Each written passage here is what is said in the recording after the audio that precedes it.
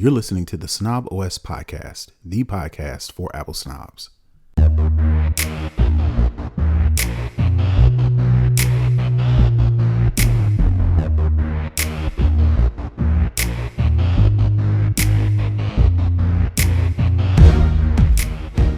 Yo, this is Terrance Gaines, aka Brother Tech. And this is Nica Montford, aka Tech Savvy Diva. And welcome back to the Snob OS show, the show for Apple snobs, where we talk all things Apple and then some. We want to welcome you back to another episode of our show. This is episode 339. So as per usual, we want to thank all those who have been listening since episode 1. We also want to thank those who have been subscribed as Patreon supporters since day one or whenever you signed up. So we just want to say thank you for all those listeners, all those viewers, all those watchers and streamers, and those who are supporting financially. If you want to support the show financially, please go to snoboscast or patreon.com/snoboscast and get all those details. Once you become a subscriber, we say you a little thank you with exclusive content and to be able to stream the show live, which means you get the show a little earlier than everybody else. So we definitely want to say thank you to all those people. As per usual, we're going to get into the show, and we always talk with the lowdown where we talk all things Apple. First thing I wanted to highlight, I missed this in watchOS 26, but one of the features that I've been quietly waiting for and even try to figure out some workarounds was figuring out how to get notes on my Apple Watch. And I'll give you a scenario. Okay.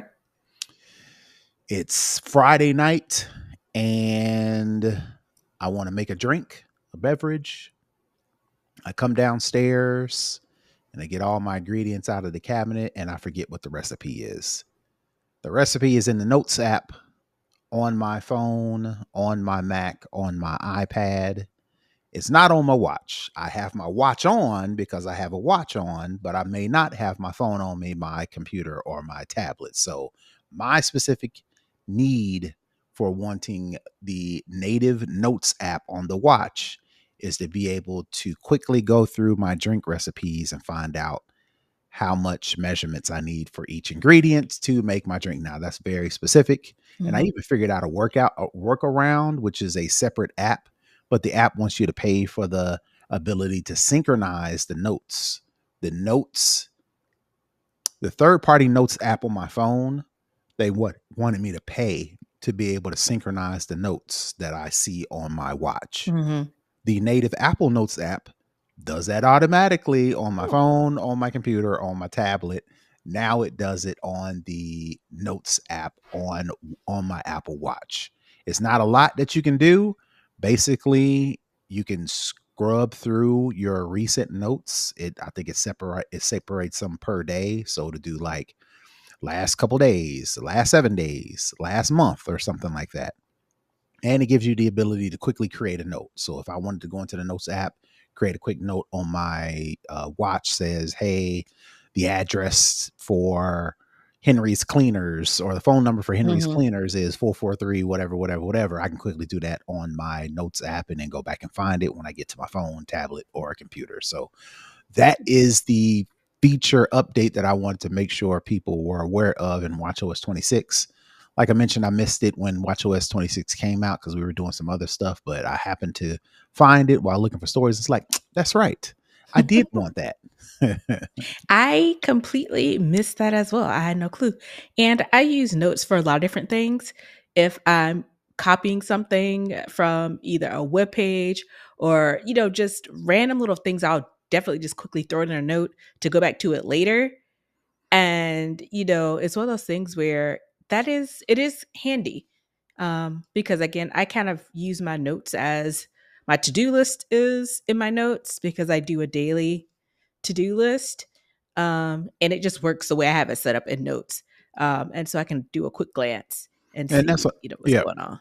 And that's what I was looking for. Something that I already use, something I already have data stored in. Mm-hmm. I don't want to be trying to copy and paste it into another Notes app. Right. I don't want to try to figure out some fancy schmancy shortcut that lets me do something fancy. I just want to be able to quickly look at my notes. And if you do the notes right, for instance, like in the Notes app on my iPhone, you can pin notes. Mm-hmm.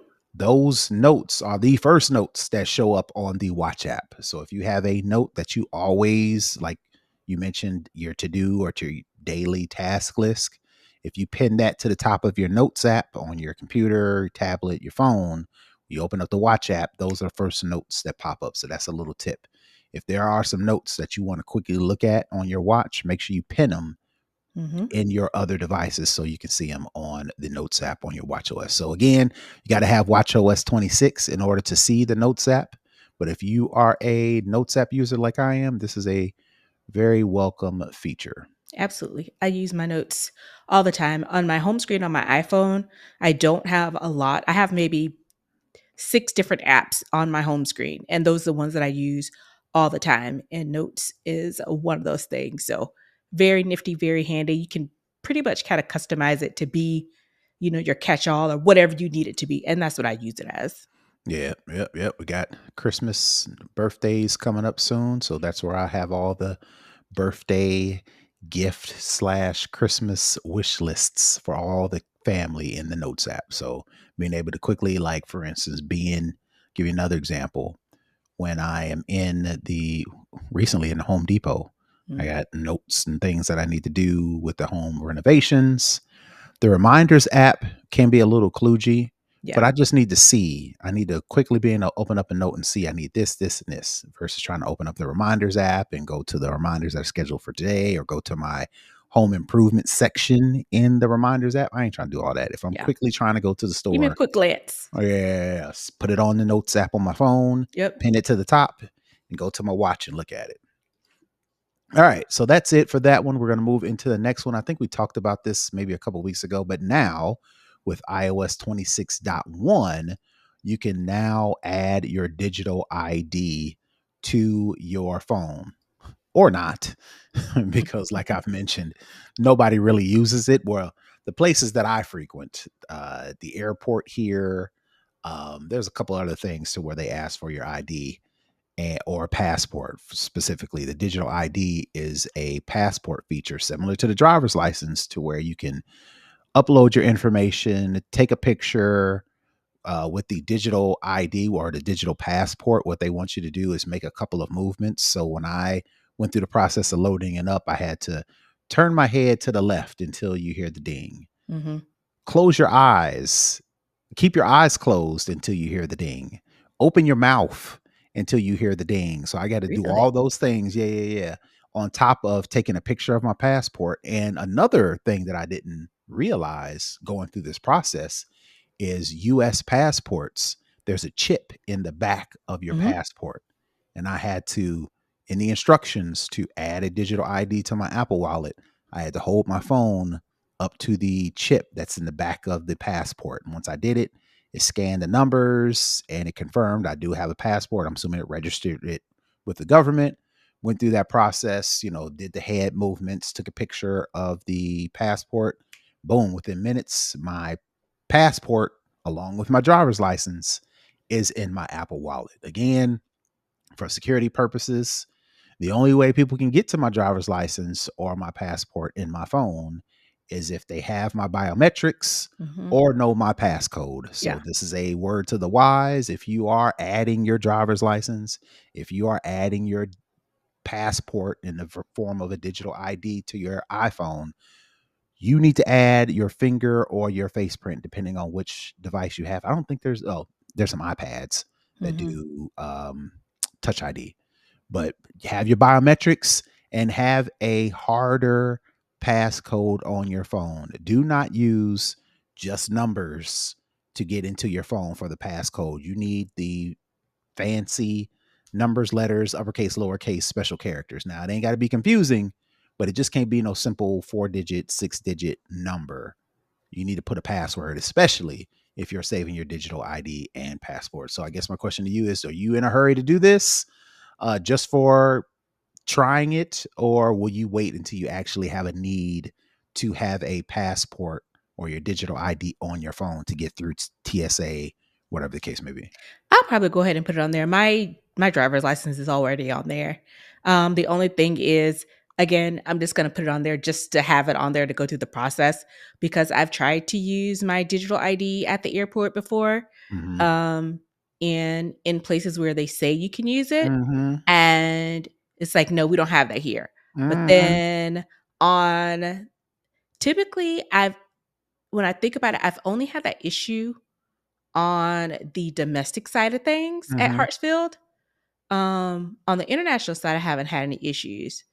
And with Delta, you can have the ID built into the Delta app. Mhm. So, and they have like a special line. You just walk up and it scans your face and you just keep Mhm. walking. It's Mhm. like a straight kind of walkthrough thing, but they have Mhm. like a separate line for it if you have that enabled on the Delta app.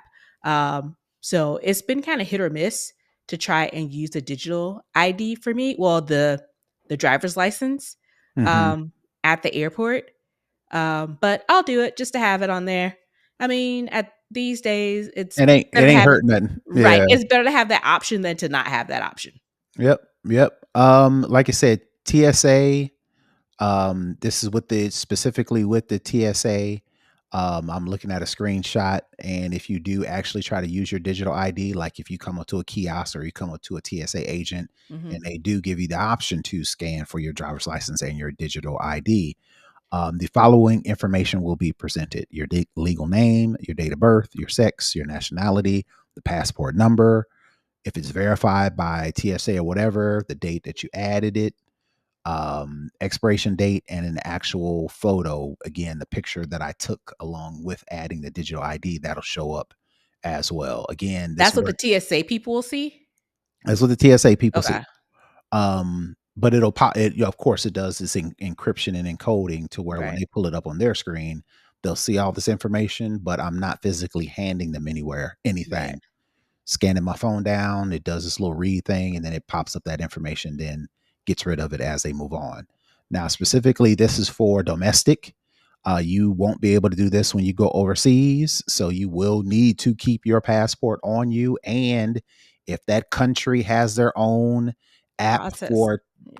documenting, providing, submitting information, which most of them do, you still got to go through that. Please don't show up at the airport saying, "Oh, brother Tech from Snob OS said all I need is my digital ID," and you end up somewhere stuck. Don't Or do that. you leave, or you could do it when you leave the states, but when you try and come back, that's like, Mhm. What is this, sir? what you talking about, buddy? Right. Yeah, we ain't got that. Yep. Yep. So then you're So, gonna have to leave and go to the embassy and help and let them figure it out. yep, yep, yep. But it definitely comes in handy. Like it, less things you got to worry about, and if it is compatible, there's less things to be trying to grab for. Because then when I'm in the airport, and this is maybe just a me thing, Hmm. but I don't want to. I don't want to see. It's like tourists in airports.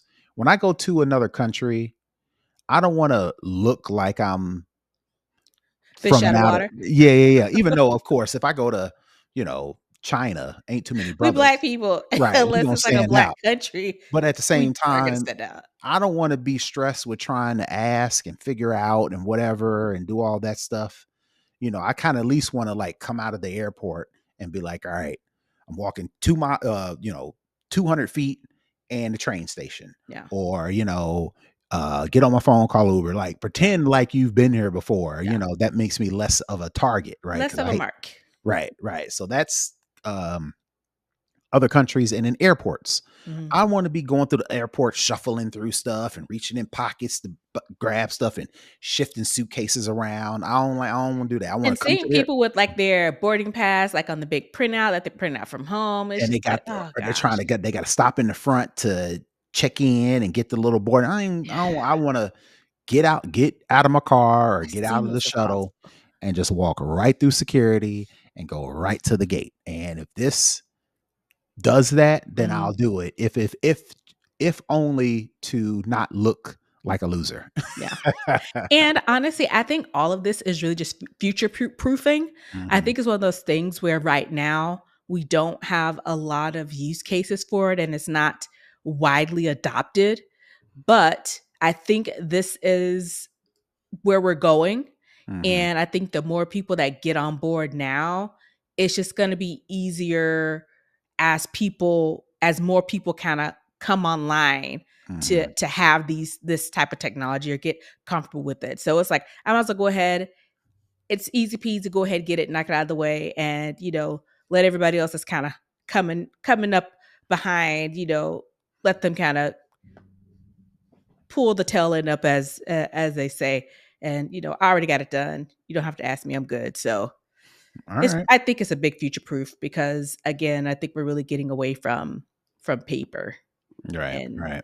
physical forms of media and documentation. So, All right. All right. So that's all I got for that. Another useful thing that I think that will be useful if it does come to Mac OS, mhm, there's a dev version of Mac OS 26.2 already out. And one of the features that they are talking about that may come to the public version of iOS 20 or Mac OS 26.2 is a ring light on your MacBook. So hmm. imagine the borders around the screen for your MacBook lighting up to simulate you having a ring light that's shining on your face for like streams or if you're recording video or something versus like for instance in my I got two lights that are sitting Mhm. right above the camera that shine Right. on my face, right? If I didn't have this set up, like if I was on On the go. location, Yeah. right, or in another city, or we still need to do the show, you still want good lighting. So Yeah. this macOS 26.2 feature will add like a ring light that will go around the border of your screen and put your face in the center for an extra ring light. So I thought that was pretty cool. So it's kind of like for women, particularly, um, your vanity in like your bedroom or either in your bathroom, how you have lighted mirrors Mhm. where, you're doing your makeup and you need to simulate natural light. And if you're in Mhm. like your house or whatever, and they sell these mirrors that have the lights around them. Some of them have kind of like the thin light that go around. Some have like the big bulbs, depending on kind of like the wattage. So that's kind of Mhm. what it is giving, I think. If that's Mhm. what I'm understanding, that it's going to be a light around the full border of Mhm. the screen, and that's kinda how lighted mirrors are. Huh, Yep. interesting. Yep. That's exactly what it's going to do. Less things to have to carry around, and especially, it's not just for streaming or doing content. If you're on a meeting or something like that and the background is kinda dark, it makes it look a little bit, more professional and prepared. So, that's neat. Yeah, yeah, this is what it looks like. So if you're watching, your MacBook border will have a white light that'll enable you to then put your view, like if you're in Google Meet or if you're in something else, you put that in between the ring light. Mm. The screen simulates a ring light and it's brighter for you. So I just wanted to show all the folks that who may be watching or yeah. All right. So that is enough for that one. Wait, did you have Oh, the Siri one? the Siri one. Oh, yeah, yeah, yeah, yeah. Oh, that was another one. So the last story I got, SmartThings. If you are a Samsung Galaxy user, or you've got a Samsung refrigerator, or you've got a Samsung washer and dryer, and you have connected them via the SmartThings app for like being able to see how much milk you got in the fridge or how much time you got left on the dryer, and you've connected the SmartThings, which is owned by Samsung. That's their version of HomeKit, which is SmartThings. Now you can actually use Siri shortcuts to run some of those SmartThings routines. Like if you've got a routine to where I don't know, you've got those fancy ovens that you can put food in Mhm. and it keeps it, you can defrost it in the oven and then I don't Cook know. it. I ain't got money like this.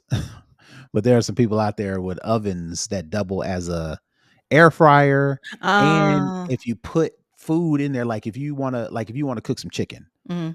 but you need it to defrost, you can put it in this oven and you can actually set it to defrost, or it won't spoil it because it's out in the open. And it's not a refrigerator. I'm trying to say everything but a refrigerator, Mhm. but it seals up the food to where you don't have to worry about, you can keep it in there all day. And then you run the SmartThings app and you can turn on the oven at 400 degrees for 45 minutes off your phone.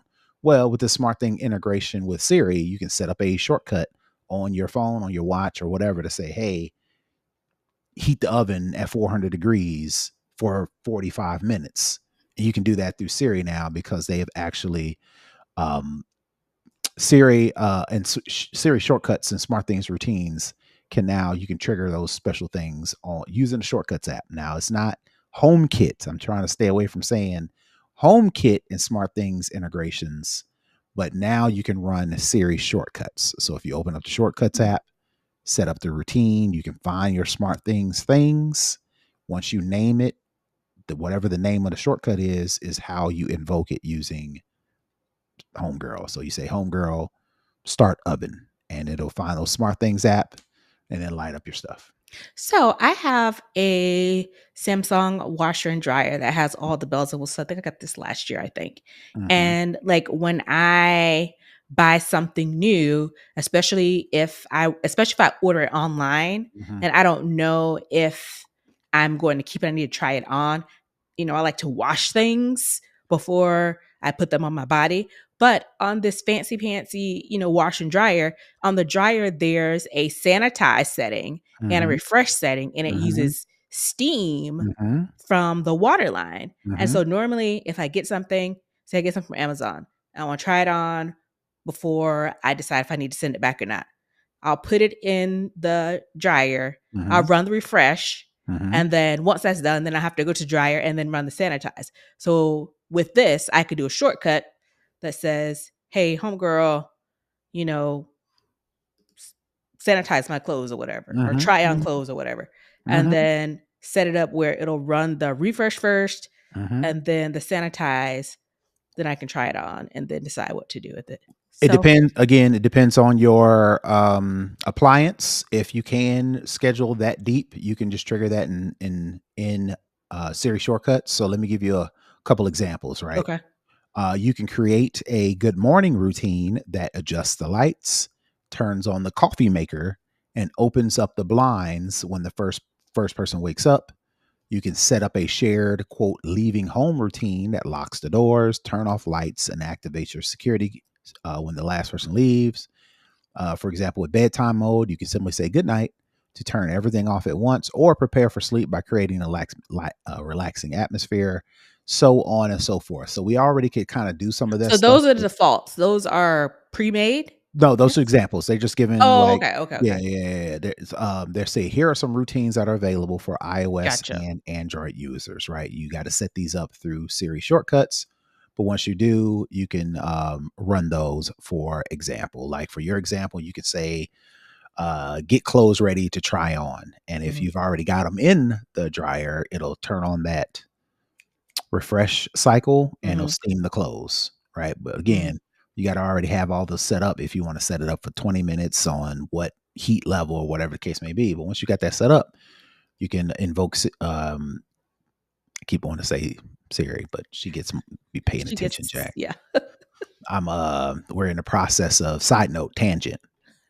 We are in the process of getting quotes to replace our HVAC systems. Ah, fun. So now all of a sudden, I open up Instagram. All I see is Georgia HVAC companies promoting replacing your HVAC. And it's like, I know y'all listening now. So Definitely I listening. may I may even go so far. It ain't bothered me yet. It's a Uh-huh. little conspicuous, Mm, but it ain't annoying yet. Once it gets annoying, probably what I'll do is turn off Siri or Hey Siri and just press and hold the button. yeah. Press and hold the button on my phone, my tablet, and my watch and just talk or the AirPods and talk that way because this is getting ridiculous. I know it's always listening because sometimes I'm watching TV and she'll say, "Uh-huh." Mm-hmm. And whatever the person's saying on TV, Mm-hmm. she'll try and look that up, but that's not my voice. I only have one Mm-hmm. voice set to my Siri, and sometimes it's a woman, sometimes it's a man. So, and the voice isn't anything like mine, but there are certain things that she will hear Mm-hmm. and that she will pick up. And so I was like, I know it's just not set to listen to my voice. It's set to listen to any voice. Just listen to stuff. Yeah, Just listen. Now it won't constantly act. It won't surveilling act me. right. Now I won't act on nothing until I give it the magic words, but they're listening. Yeah, The Facebook app, Meta is listening, yeah. Apple is listening, Google is listening. I'm pretty Everybody's freaking sure listening. I'm pretty sure OpenAI is listening. Yeah. Even when you turn Copilot. stuff off, they're still listening. I don't know how they get around it, but they do. Yeah. All right. So that is it for the lowdown. We're going to move into second string. And luckily, this is not affecting us because if it affected us, we would not be able to do this show because we have our notes and we have our shared information for this show in Google Drive, which we use Google Docs, we use Google Sheets, we use all those things. And according to this story that I found today, there was a big outage. Google is reporting a workspace service disruption affecting Google Docs, Google Drive, Forms, Sheets, and Slides. The issue started today. If you're listening to it early via Patreon, this is Wednesday. But if you're listening to us on Friday when the show airs, this issue started around 12 noon Wednesday this week and is ongoing according to the company's status dashboard. According to the dashboard, they say we're having trouble accessing workspace. The site can't provide a secure connection. ERR, blah, blah, blah, protocol error. So, error. So if you are experiencing that or was experiencing that earlier this week, you are not alone. We all were. And it was because Google's workspace was down for a large amount of people. Yep. That's unfortunate. Yep. Like I said, luckily we didn't get affected by it, Mm-mm. but maybe this is our heads up to maybe move off of Google because they already Or at charge. least have a backup. Yeah, they're already charging us for space, Yep. and I'm always in there trying to remove stuff to not have to pay for To more free it up. space. Yep. Yeah, we may just have to switch over to something else because now they're also going down. Last thing I need is Google Docs to go down while I'm trying to produce a show. Right. Have to just wing it. Yeah, exactly. All right, so that is it for that. I didn't have too much to report on that, just to let folks know. So we're going to move into for the culture. And when was the last time you've been in Target? It has been a hot minute. I can't even remember the last time I was in Target. Well, yeah, it's been since February. I want to say February. Because I think all the old diversity, equity, inclusion popped off around Black History Month, Mhm. if I recall. So I can safely say I haven't been back into or actually shopped at Target since February, and Target knows that Yeah. because they are now trying out a new quote unquote, I called it a friendliness policy. And basically, what this friendliness policy does, it affects all Target workers. So anybody in a red shirt, brown khakis. If you do shop at Target, I'm judging you. I'm side eyeing you, but that's your business. But if you do find yourself in a Target after you hear this podcast, you probably will witness their new friendliness policy. And basically, what it is for all Target employees, if customers are within 10 feet of a worker, the worker must make eye contact, they must smile, and they must say hello. If customers come within 4 feet of a worker, the worker must either ask if they need help or check in to see how they are doing. My question to you is, will that be enough to get you back into a Target store knowing that the employees are a little bit more friendlier? So I've never had an issue with people being friendly in Target. The issue is they were pulling all the black and brown stuff out. So Yeah, their right. friendliness doesn't really, to me, the friendliness quotient doesn't really have it doesn't really have any weight with me when it comes to Target because the issue was not with Target's customer service. The issue was not with, the things that I like to get out of Target. The issue with Target was they were acquiescing to a government that was against pretty much everybody that wasn't cis, straight, white people. Yeah. That was my issue. And that is my issue with Target. And they haven't changed any of those things. I know that their current CEO is out and they're bringing a new one in February. I think that they've lost a lot of money. Um, but my issue with Target was never about their their employees being not friendly. Yep. Uh, for the whole DEI thing, Target, like a lot of companies, were trying to play it safe. Let's just Ride the follow. fence, ride the middle of the road, Yeah, and just let's see how just this thing kind of yeah. But in doing that, they alienated alienated. Yeah. a lot of people. So much so, like you mentioned, they are trying to get people back into the store. And according to this story that I'm reading on, what am I reading this on? Bloomberg. No, the street. Basically, they have said the same sentiment. It'll be interesting to see if, I'll just read it. Target's new friendliness policy is part of a broader effort to encourage customers to start shopping in person with the retailer again. The real change comes at a time when the company has faced significant struggles. According to Target's most recent earnings report in August 2025, the company reported just 25.2 billion in sales in Q2, which is almost 10% decline from the previous year. The retail's overall profit is only, I say that with heavy sigh, Right. 1.3 billion, was also down 19% year over year. So it's They strange. got double digit, higher double digit, not low double digit, higher double digit declines. Like you mentioned, the CEO is stepping down after 11 years. Target, of course, we mentioned the DEI stuff that they pulled the trigger on earlier this year. Mhm. And also, Target ended its popular price matching policy earlier this year. So it's like, how are you going to um, how are you going to push customers from not shopping in the store due to your DEI policies? How are they going to stop customers from coming into the store because Target's not price matching anymore? So that means if I find it in Kohl's or Walmart or Home Depot and the Target's price is more expensive, I can't go into Target and be like, hey, these ads got the same thing for $20 more. Mhm. And Target's like, too bad, so sad. They do all those things to stop them from actually making money, Mhm. but their fix to get people to come back in the stores to fix money is be nicer.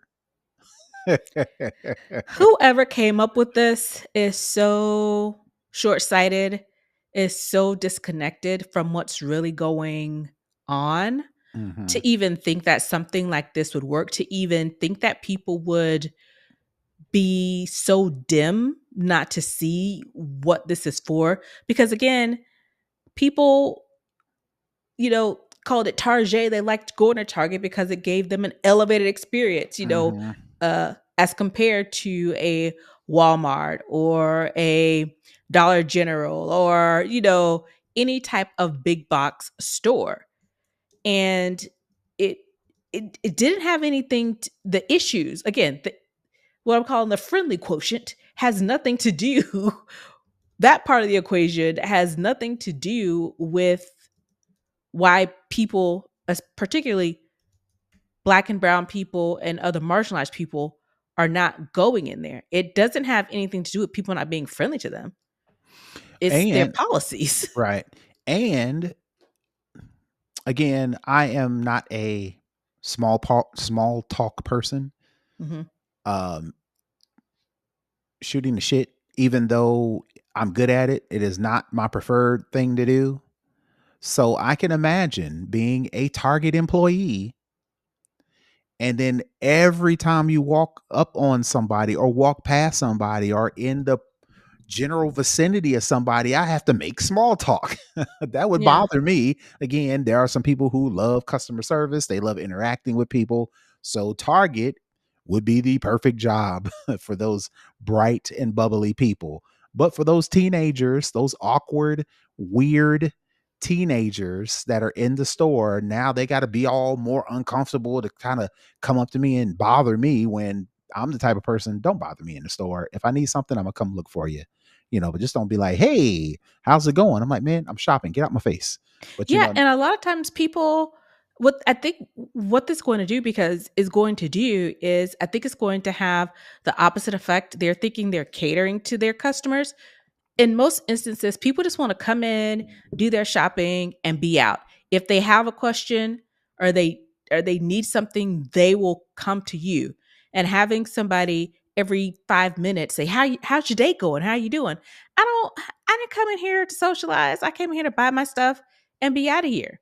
And imagine if the store is crowded and there are a lot of employees. So every 2 minutes, hey, how's it going? And or somebody just smiling in my face Yeah.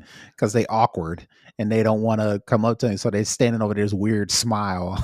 Like, what are you doing? This is weird. People are awkward. People are weird. So maybe maybe this is Target's way of getting those creepy people out of the stores and to bring in more bubbly people. But ultimately, like I mentioned, that ain't gonna do nothing to get these money back in the stores. I'm gonna need them to think a little bit harder, invest a little bit more time and money into trying to get people back in your stores outside of stressing the employees out. This is a policy issue, not a customer service issue. Right. Yep. Yep. So we'll see if that gets people in the stores or not. I mean, they got to do something. Holiday season's coming up. Black Friday's running Black around, rolling Friday. around. Christmas is rolling around. A lot of shopping is going to be done in this season, which I find it strange that this is all Target can come up with. It's like, that's it. That's what y'all came. This is what y'all came up with This is what your crisis management team came up with.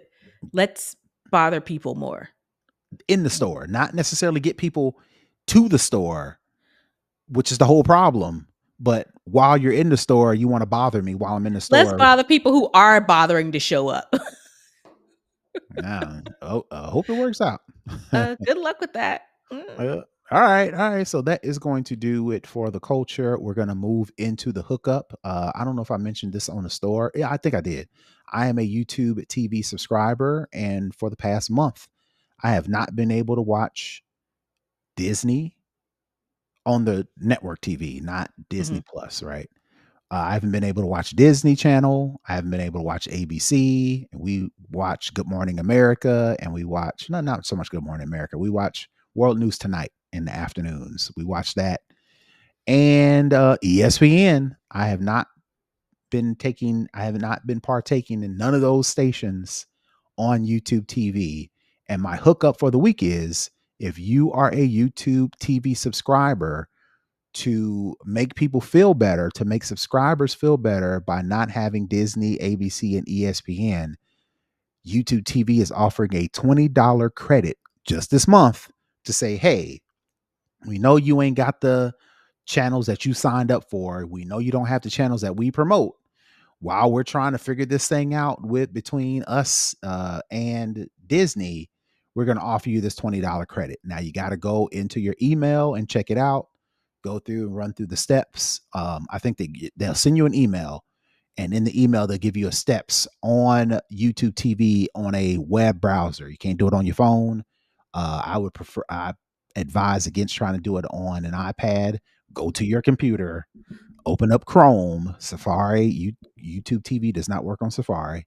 Open up Chrome, work through the steps to apply that credit. But if you do, your YouTube TV bill this month will be $20 a little lighter. Hmm. Yep. So if that's it, that's going to do it for this week's show. Nika, tell the folks where they can find you. You can find me at Tech Savvy Diva everywhere. And you can find me all over the internet at Brother Tech. That's BROTHA to listen, share, comment, find out more information about what's going on with us and the show. Please go to snoboscast.com to get all the details there. And until next week, we are out. Peace. Bye, everybody.